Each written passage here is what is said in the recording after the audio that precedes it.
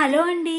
ఈరోజు మనం ఓట్స్ పాయసం ఎలా తయారు చేసుకుందాం చూద్దాము. దానికి కావాల్సినవి పాలు, ఓట్స్, బెల్లము. నేను ఇక్కడ బాదం పప్పు కూడా తీసుకున్నానండి. ఇవి నైటే నానబెట్టుకొని పొట్టు తీసి పెట్టుకున్నాను. వాటిని చిన్న చిన్న ముక్కలుగా కట్ చేసుకుంటున్నాను.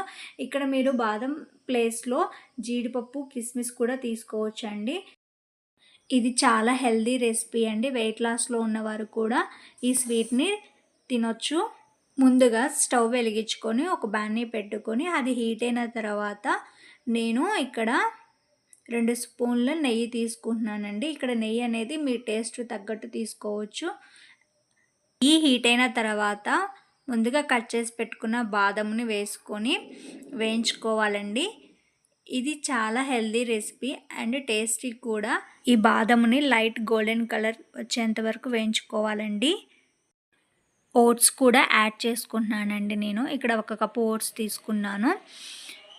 ఇవి కూడా లైట్గా వేయించుకుంటున్నానండి నేతిలోనే. అనేవి నార్మల్గా టేస్ట్ ఉండవు కాబట్టి ఇలా నేతిలో వేయించుకోవటం వల్ల టేస్ట్ వస్తుందండి. ఓట్స్ కూడా వేగిపోయాయండి. నేను ఇప్పుడు పాలను యాడ్ చేస్తున్నాను. ఇక్కడ 1 కప్పు ఓట్స్కి 3 కప్పుల పాలు తీసుకోవాలి అండ్ ఒక అరకప్పు వాటర్ కూడా తీసుకోవాలి. మీ దగ్గర అవైలబుల్ ఉంటే కొబ్బరి లేదా బాదం పాలు కూడా తీసుకోవచ్చండి. ఒకసారి కలుపుకోవాలి. ఓట్స్ అనేవి చాలా త్వరగా కుక్ అవుతాయి.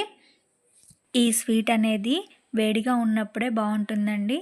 చల్లారిపోతే అంత టేస్టీగా ఉండదు. ఇప్పుడు మూత పెట్టుకొని ఒక 3 నిమిషాలు ఉడికించుకోవాలి. ఒకసారి మూత తీసి కలుపుకోవాలి. ఈ పాయసం కన్సిస్టెన్సీ లూజ్గానే ఉండాలండి. ఎందుకంటే చల్లారిపోయిన తర్వాత గట్టిగా అవుతుంది. ఓట్స్ అనేవి ఉడికిపోయాయండి. ఇప్పుడు మనము కొంచెం బెల్లం యాడ్ చేద్దాము. 1 కప్పు ఓట్స్కి 1/2 కప్పు బెల్లం తీసుకున్నాను. మీరు స్వీట్ ఎక్కువ తినేటట్టయితే ఇంకొంచెం యాడ్ చేసుకోండి. కొంచెం యాలకుల పొడిని యాడ్ చేస్తున్నాను. ఈ పాయసం అనేది మనకు 10 to 12 మినిట్స్లో కంప్లీట్ అవుతుందండి. ఇంతకుముందు కంటే కూడా ఇప్పుడు పాయసం అనేది చిక్కబడింది.